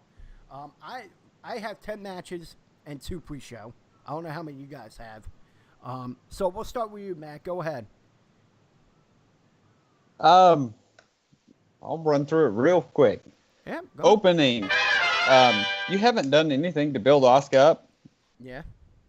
So let's shock everybody with those women's tag team titles. Asuka and Carmella team up to take down Bayley and Sasha to take the women's tag team titles, and Asuka becomes the first double champion as a woman. Oh, that's a unique take. All right.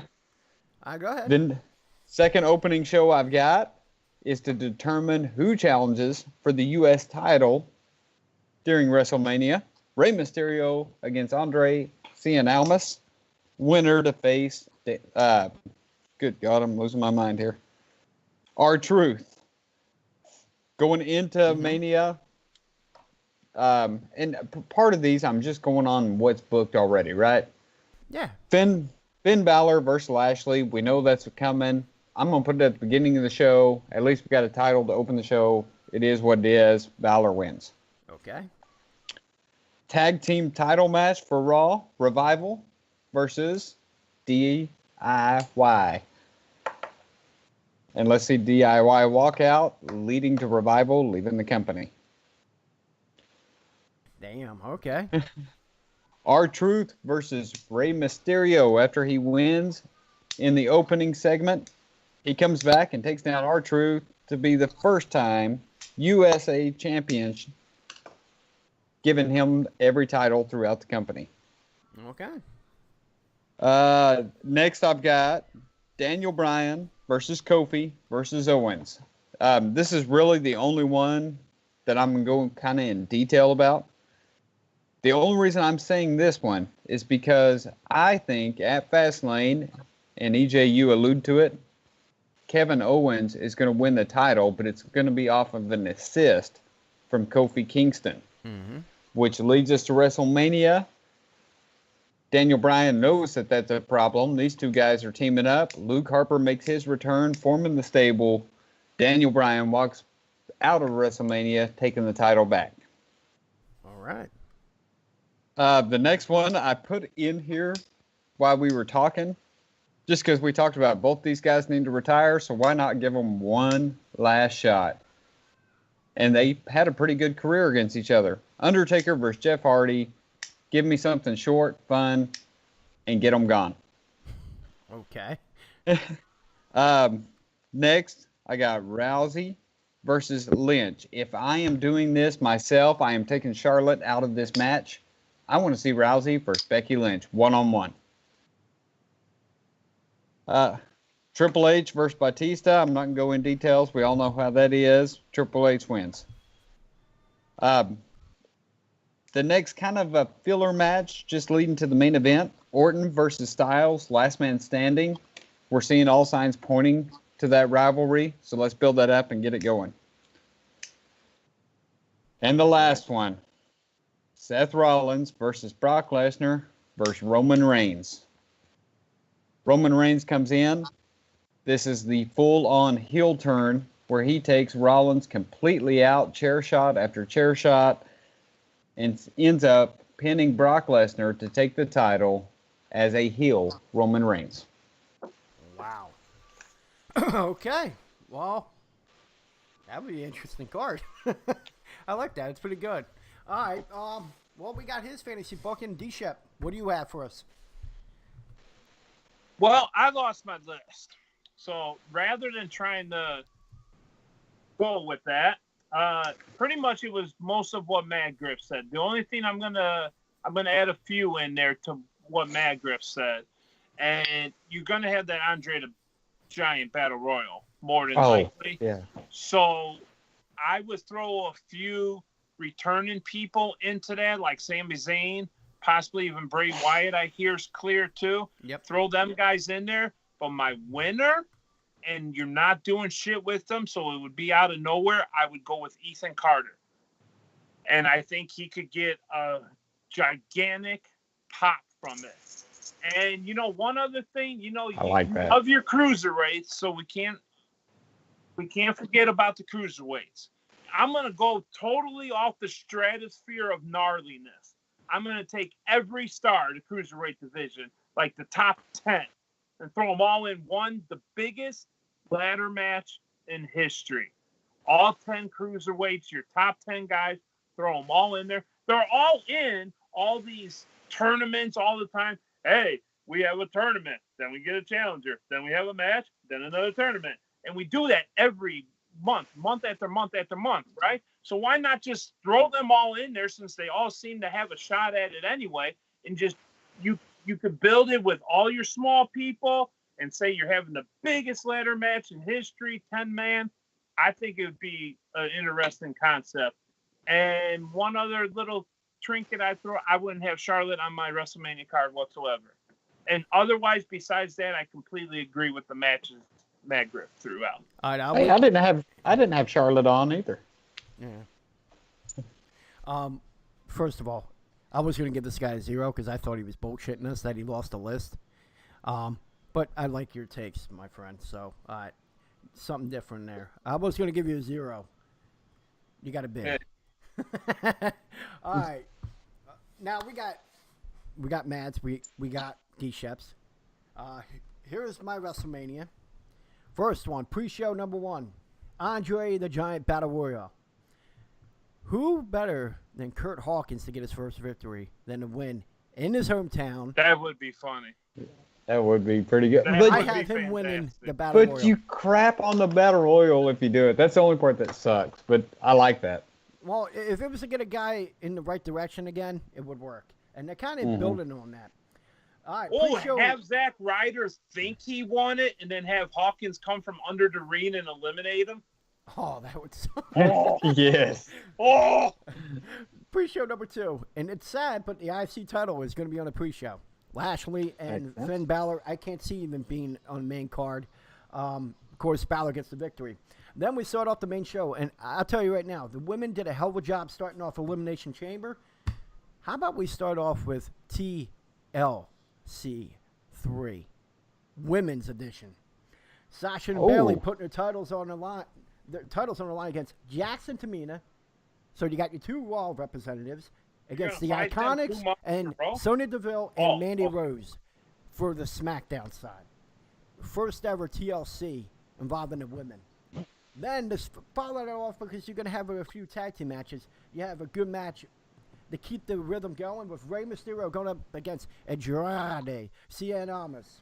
Match number 3, the Raw Tag Titles. The Revival putting the titles on the line against Rude and Gable. You've seen that they still have them in the picture, so I think they're going to get their opportunity in New York. Are they turning Rude and Gable heel during this whole process?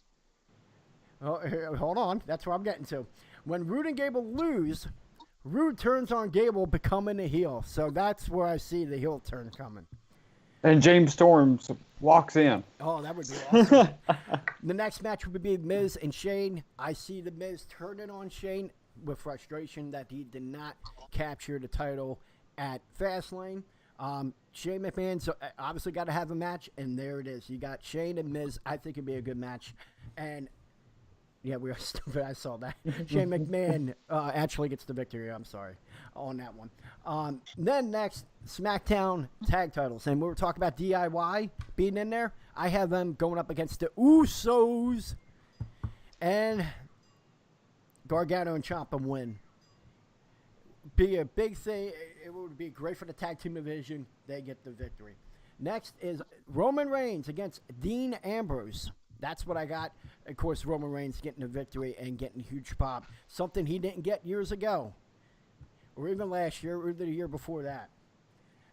Now, here's where I'm going to get into real quick with the McMahons. Now, we're all talking about the McMahons Vince getting in the way of things. It's going to cause turmoil between the McMahon family.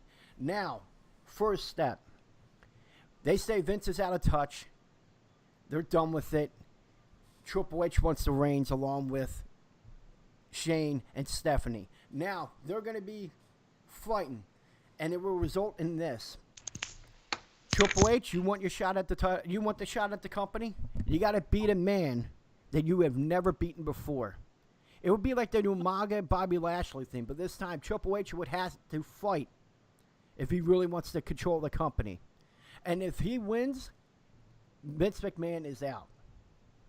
So I have Triple H versus Batista with a lot in stake. Batista never lost to Triple H. Triple H, everything is on the line. He is out if he doesn't win. Vince takes over, but if he beats Batista, a man he has never beaten, he gets control of the company, and Vince is out. Guess what? Vince is out because I have Triple H beating him.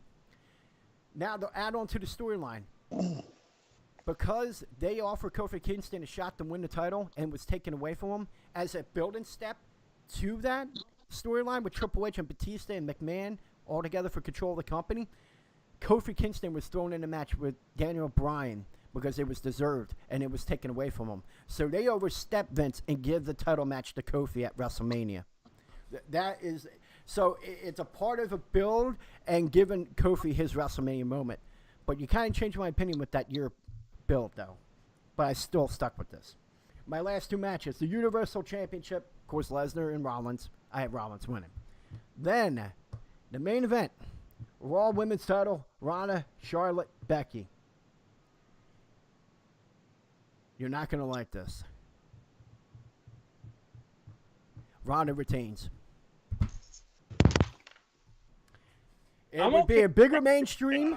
It'd be a bigger mainstream victory for the WWE if you see the shot of Ronda with the title raising it in the middle of MetLife Stadium, more than Becky. I don't have a problem if Ronda retains. I see her retaining. So there you go. That is my. It would build Ronda up as a heel if she retains over Becky. Yep. Especially if he pinned Becky. So that is my WrestleMania. I like it. It's a good card. There's I think something. we There's I something think there. we had some fun with. Huh? I think we had some fun with. No, I love your Kurt Hawkins thing. That is freaking awesome. That's good. And same thing with Dshep's cruiserweights on that ladder match. Yeah. Both of those ideas are insane. I love them. You know what's sad is that I wanted to put a 205 live, but I was like, it doesn't fit. I can't. I was like, 10 matches alone and 2 pre-show. That's enough right there. And a lot of them would build. It all comes together because you got to have some of these titles. Like I didn't even have the U.S. Pardon me, U.S. title on the card. I didn't even put R-Truth in there. So I thought about it, and I was like, well, you're obviously going to have Miz and Shane, and you go by the storylines. And some things I threw out there that it might not happen. But, yeah, I thought long and hard about that one. One work shift, I thought about it. And then I just put it all down. I thought about it and put it down.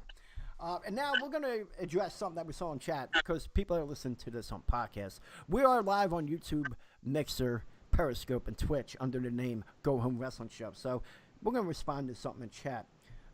Ten Choice said, I don't get it. You guys know it's fake, but you still do. Now, here's the thing. Do you like any reality shows? I'm sure you do. You're probably a Jersey Shore guy, I bet. You tell me that's you tell me that's fucking real? You tell me all these events You're happen. Jersey Shore all the way, EJ. What are you talking about? Oh, You yes. were the one just jumping up dancing earlier. So if you can jump up and dance on a wrestling podcast, you are definitely fist bumping on the beat. Don't you lie for a second. I'm too scrawny to be part of that. No, you fist bumping. He was like, oh my God, they're bringing Jersey Shore Vacation back. Oh my. And Yeah, I did leave a pool with cream when I heard about that news. I'll throw this explanation out there. This is the same answer I give every time I'm asked about wrestling. Yeah. Why do I watch it? You know, watching it when I was a little kid, it was the violence, right? That's what we all get into. Yeah. As I've grown up, you know, there's a lot of money and a lot of people spent time going to art galleries to stare at pictures on a wall. Mm-hmm. Wrestling is my art form. Seeing how these guys can pull stuff off without injuring the other person and all the stories that go into it. It's my art form. Yeah. And that's why I watch and love wrestling as a product. In a way, it's more reality than the reality shows. Because all their shit's scripted too. Now, the one thing I would say, like people that would bash on it, like, oh, wrestling, oh, yeah, it's men in tights and all. Okay, but you like UFC. At least wrestling, they're punching each other. In UFC, they're dry humping each other. I don't know what's more gay. That's just me. Well, you know, let's be real. We've all been hearing that wrestling being fake bullshit for 30 plus years now. Mm-hmm. And at the end of the day, it's in the mainstream. UFC, you alluded to, is 10 times more fake than WWE will ever be because every single champion in the history of the UFC has multiple failed drug tests. So if you want to talk about fake, they faked their way to get to the gay hugging, tossing salad stuff that they do in their actual UFC matches. Like, let's stop with the fake shit because when a guy completely blows out his quad or breaks his fucking neck, there is nothing fake about that. No. Now, you can sit there just because, I don't want to see men in tights, blah, blah, blah. I love so this impression. You got the women running around in the tights, too. So you're not just staring at men in tights all the time.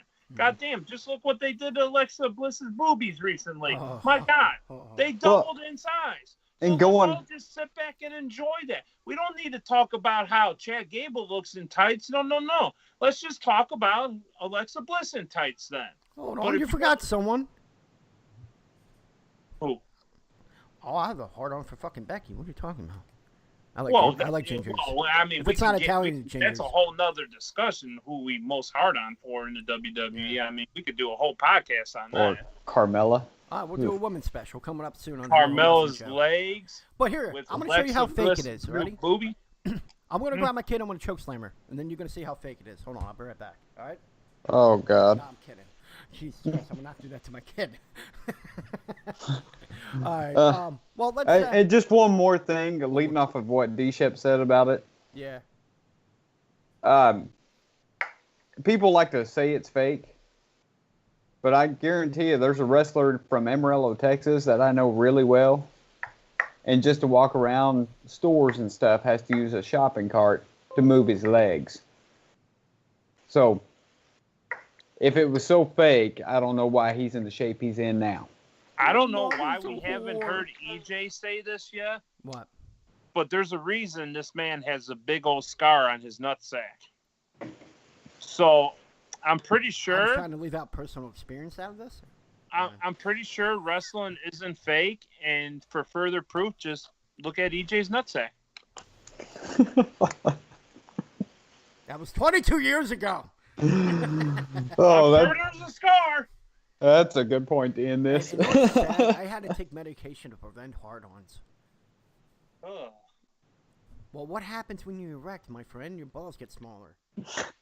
So then you couldn't watch Men in Tights for a while. Yeah, I couldn't watch Men in Tights. No. Too much? No, it's not. Honestly, I didn't hear it at first, and then I kind of figured I knew where you went with that. All right. Well, this went off the rails. Let's end this show. Everyone, thank you for tuning in. For people listening to this on podcast form, you can watch us live every Thursday at 10 a.m. Eastern Standard Time on YouTube, Mixer, Twitch, and Periscope. And, of course, if you're watching us now, and if you can't catch us on Thursday mornings, you can listen to us on podcast form every Thursday night. That is on Google Podcast, Overcast, iTunes, Stitcher, Spotify, SoundCloud. Stitcher? Yep, we're on Stitcher. Yes, What I know. the fuck is Stitcher? It's a podcast, and it's popular. Oh, fuck. All right.